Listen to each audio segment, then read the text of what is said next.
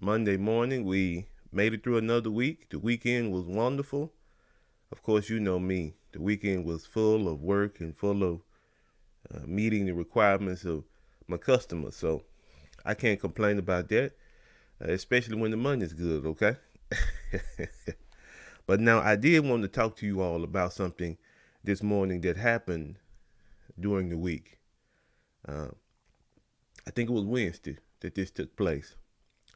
Uh, in life, a lot of times, I think that people fail to see the things that they've been blessed with. And not to be, religious or spiritual, but looking at things just from a rational and a reasonable standpoint, uh, there's a lot of people that are unhappy, even though they have an abundance. And I just don't get it. Well, let me tell you what I mean. Let me illustrate to you what I'm talking about. Oh, I had a job. It was a 10 a.m. job. And so I went out to talk with the customer to see what it was that they needed. And um, on her uh, a particular application, she wanted to get two security cameras installed on her home, wireless battery powered security cameras. I had no problem with that because we do them all the time. I mean, there's no difficulty whatsoever. Um, but when I got there, it was something else totally different. Listen, um, I'm just that much like my father. If I'm quoting you a price on something, I'm quoting you a price for what it was that you asked me for. If I get there and there's more attached to it, then quite naturally, then the fee is going to go up because there's more attached to it, right? I don't think that's a reach. I don't think that's hard to understand. But instead of having two security cameras, this lady had a whole security system that needed to be installed from beginning to end. Her base station needed to be set up, keypad needed to be set up, sensors needed to be mounted, and she had exterior security cameras that she wanted to put up. Well, of course, now the price is going to go up, and it doesn't nothing I can do about it. And so, after I informed her of that, then basically, you all just being honest with you, she lost her mind, and I'm not exaggerating. She was so angry. Well, I asked her. I said, "Well, what did you what did you say you needed?" Because now I'm working through a contracting company. So what did you tell them that you needed? And we called home office and come to find out what was on the invoice was exactly what she asked for: two security cameras. And she had quite a bit to say to the guy who did the scheduling.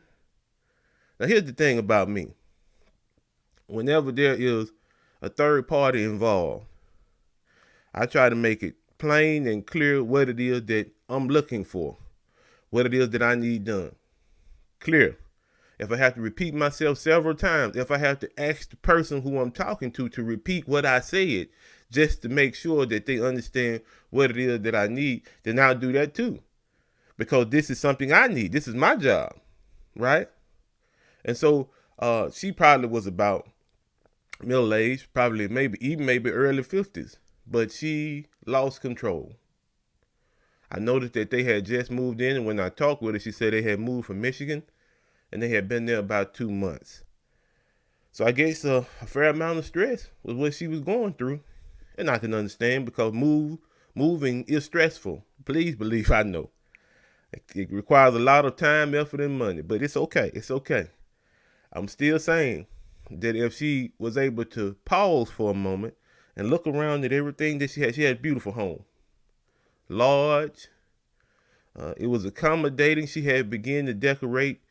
This was something positive. It was a good thing. In the midst of a pandemic, you're able to move into a rather large home. Evidently, there was no problem with her finding employment in Mississippi because the sheer size of the home that she had moved into. So things were going well. She might not have wanted to come from Michigan. I don't know. She never said. But regardless of that, things were going well for them.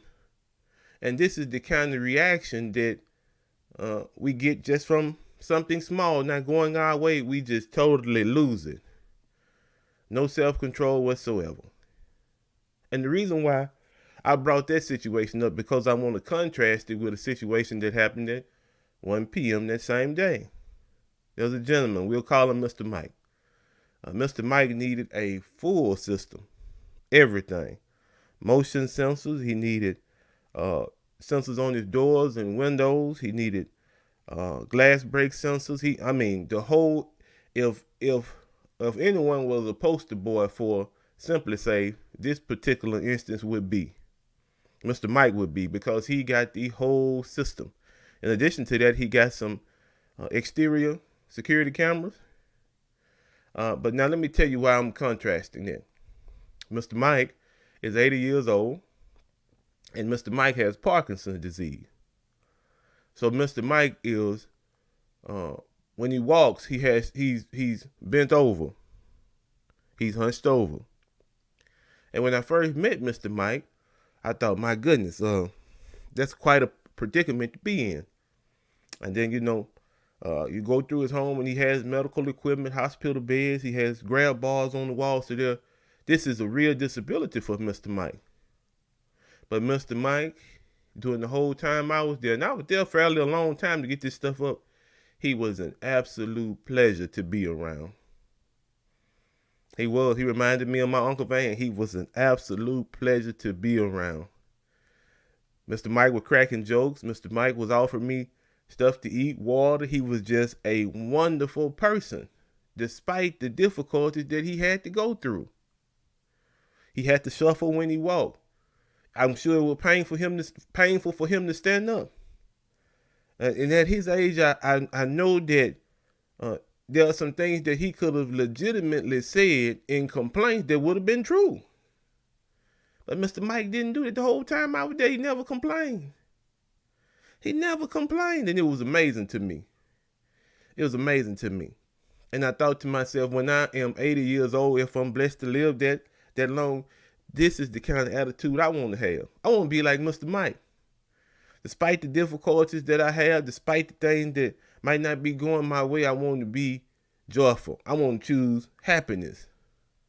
And that's exactly the point of this particular live this morning. There's so many things around us. I say this all the time. There's so many things around us that can affect us negatively. But I'm from now on now. Forget about growing old. From now on out, I'm going to be like Mr. Mike. I'm going to be like Mr. Mike. I'm going to take the things that are positive, I'm going to gather them together, and I'm going to put them in my front pocket. So that when things start to go rough, I can go in my front pocket, and there's all of the things that are going well for me. Because in the midst of this pandemic, man, in the midst of the pandemic, I hadn't gotten sick.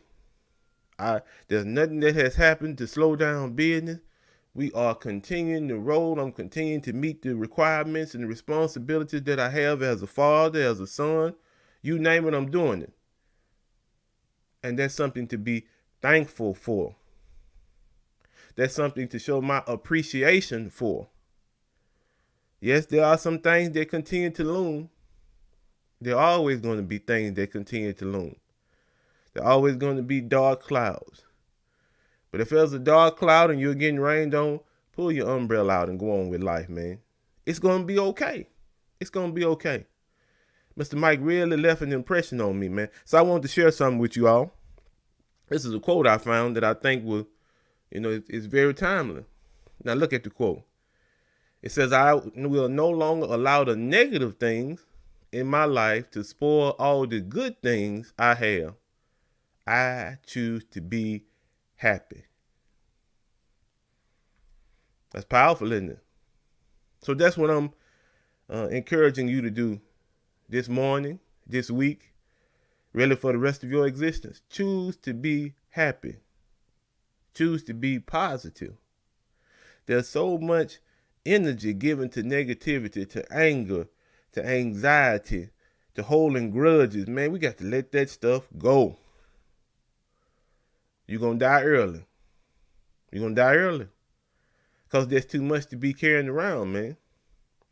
It makes sense as far as a health perspective is concerned to try to be happier. It has been noticed that individuals who have put forth an effort to be happier, to be more joyful, to look at the brighter side and the positive side of life, they live longer. Look it up. I dare you. It might change your life. So that's Thought for this morning, man. That's the thought. Mr. Mike was a wonderful guy.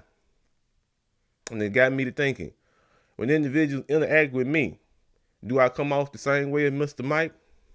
If I hadn't in the past, I'm gonna start. I promise you that. Because it's refreshing. It's upbuilding and encouraging to be around somebody who, no matter what hits them, they're looking at the positive. And Mr. Mike was realistic. He knew what his situation was.